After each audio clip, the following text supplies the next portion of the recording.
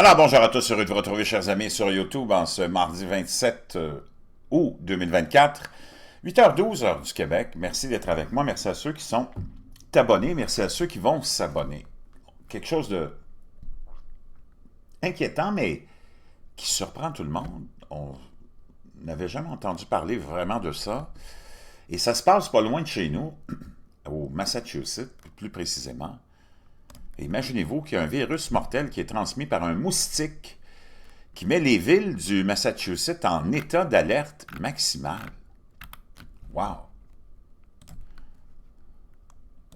Après les 3 années de 2020, 21, 22 qu'on a vécu, tout le monde se rappelle de la fameuse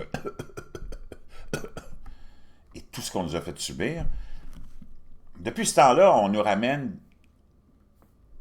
au moins plusieurs fois par année des potentiels dangers d'un virus un tel, d'une maladie une telle, de tout ce qui peut nous rappeler des mauvais souvenirs, puis peut-être nous rendre anxieux sur ce que nos gouvernements pourraient prendre comme décision. Imaginez-vous qu'on a instauré des couvre-feux volontaires dans ces villes du Massachusetts. Les autorités de l'État avertissent les habitants des villes du Massachusetts de prendre des précautions en raison d'un risque accru de virus de l'encéphalite équine de l'Est. Moi, je n'ai jamais entendu parler de cette maladie-là transmise par un moustique. Il y a plein d'autres maladies qui sont transmises par des moustiques, mais celle-là, non. Qui peut être transmise par des moustiques infectés. Les responsables du département de la santé publique du Massachusetts ont déclaré dans un communiqué de presse samedi que 10 communautés de l'État ont été placées dans une situation de risque élevé ou critique par ce virus-là. En conséquence, des zones du comté de Plymouth bénéficieront d'une pulvérisation aérienne contre les moustiques et certaines parties du comté de Worcester bénéficieront d'une pulvérisation montée sur camion contre les moustiques. On a vu des images comme ça de pulvérisation dans ce qu'on a vécu il y a 3 ans, dans la fameuse... Nous n'avons pas observé d'épidémie depuis 4 ans dans le Massachusetts, a déclaré Robbie Goldstein, commissaire du département de la santé publique, dans un communiqué. L'épidémie et l'activité de cette année augmentent le risque pour les communautés dans certaines parties de l'État. Nous devons utiliser tous les outils dont nous disposons pour réduire les risques et protéger notre communauté. Les autorités exhortent les résidents à prendre des mesures préventives pour éviter les piqûres de moustiques, notamment en portant des pantalons longs et des vêtements à manches longues. Selon le fameux CDC, le Centre pour le contrôle et la prévention des maladies, la plupart des personnes infectées ne développent pas de symptômes. La période d'incubation pour les personnes qui développent des symptômes varie entre 4 et 10 jours. Wow! Les autorités municipales de Plymouth, dans le Massachusetts, ont fermé tous les parcs publics du crépuscule à l'aube en réponse au risque accru du virus dans un communiqué de presse publié vendredi. Wow. L'État a signalé son premier cas humain le 16 août dans le comté de Worcester, selon le ministère de la Santé. Pendant ce temps-là, la ville de New York, elle, va pulvériser des pesticides pour aider à prévenir la propagation des moustiques et des maladies mortelles. La ville de New York prévoit de pulvériser des pesticides pour aider à prévenir la propagation des moustiques et des maladies potentielles. L'annonce intervient quelques jours après que le docteur Anthony Fauci, ancien directeur du fameux CDC et de l'Institut national des allergies et des maladies infectieuses et plus haut responsable des maladies infectieuses du gouvernement, pendant la a été hospitalisé avec le virus du Nil occidental. Tiens.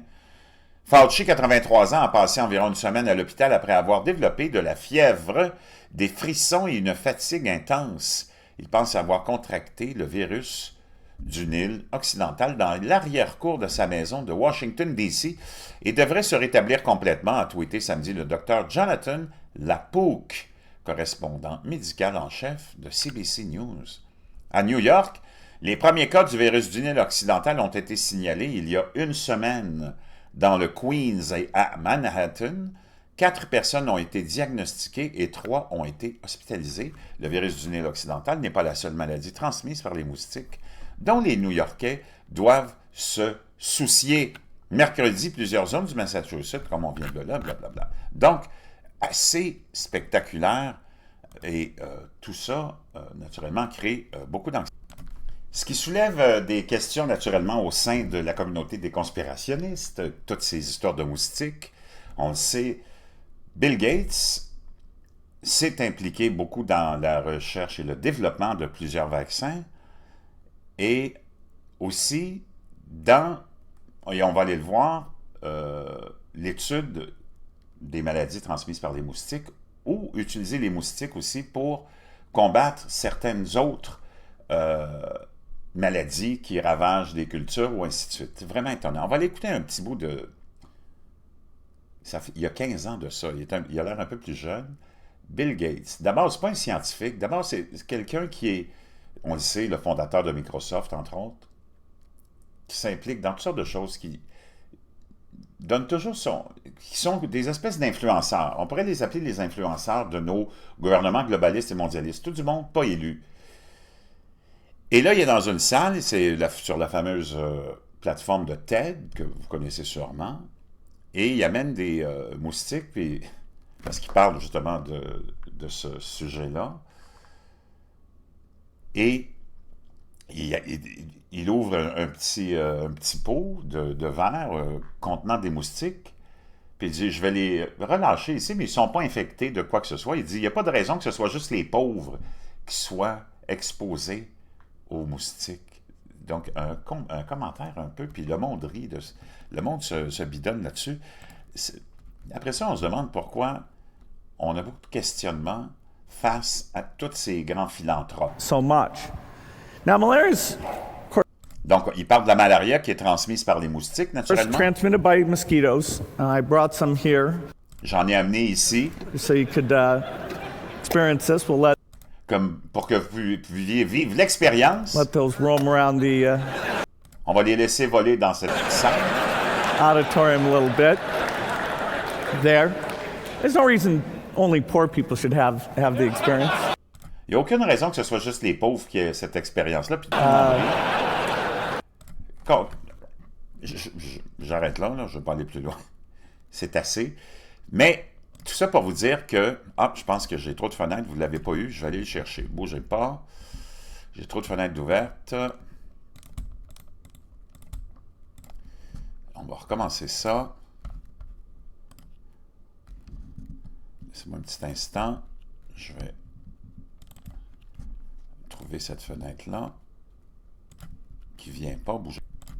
OK, j'ai réussi à retrouver ma fenêtre. Je vous fais jouer ça. Experience this. We'll let those roam around these areas going because it holds things back so much.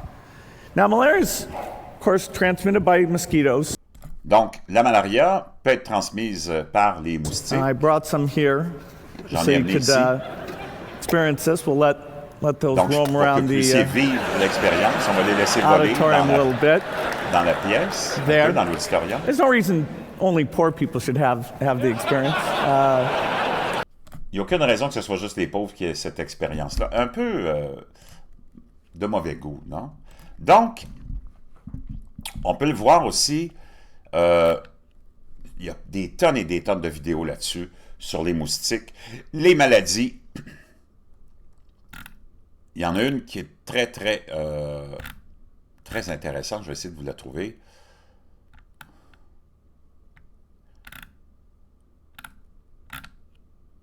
Où on utilise les moustiques génétiquement modifiés pour aller combattre d'autres grandes maladies, même des moustiques pour lutter contre d'autres moustiques qui transmettent qui sont infectés par la malaria, entre autres. Donc, c'est complètement fou. C'est complètement cinglé. Donc, tu peux te demander, avec toutes ces histoires-là, qu'est-ce qui se passe et qu'est-ce qui va se passer avec tout cet univers des moustiques qu'on modifie génétiquement aussi.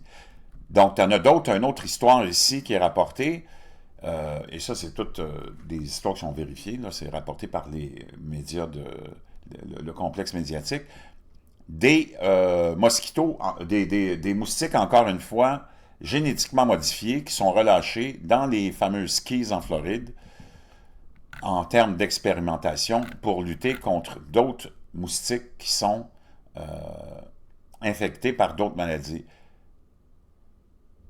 Et ainsi de suite, et ainsi de suite. Donc, vraiment, vraiment très, très, très inquiétant. Je vous laisse avec, encore une fois, une autre menace qui plane au-dessus de notre tête, et c'est celle de la fameuse variole du singe. Maintenant, on n'est plus capable, semble-t-il, en Afrique, de suivre les changements de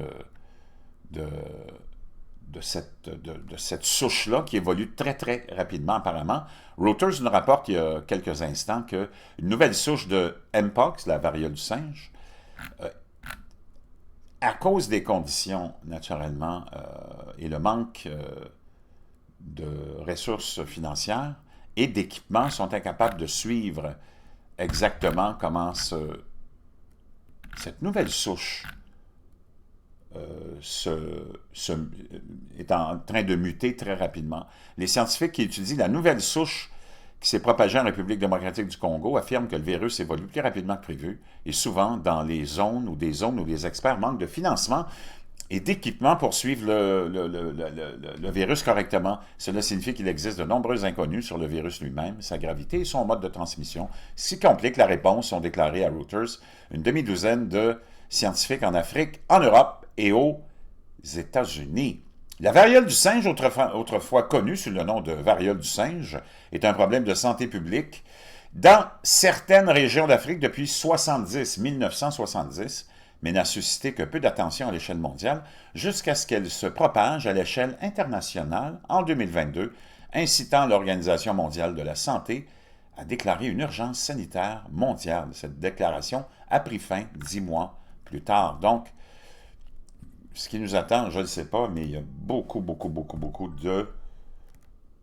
d'inconnus dans tout ça. Je voulais vous parler de ces problèmes qui nous guettent et qui n'ont pas fini de venir nous hanter, et on fait en sorte que ça augmente l'anxiété de la population, déjà qui est à un niveau extrêmement élevé.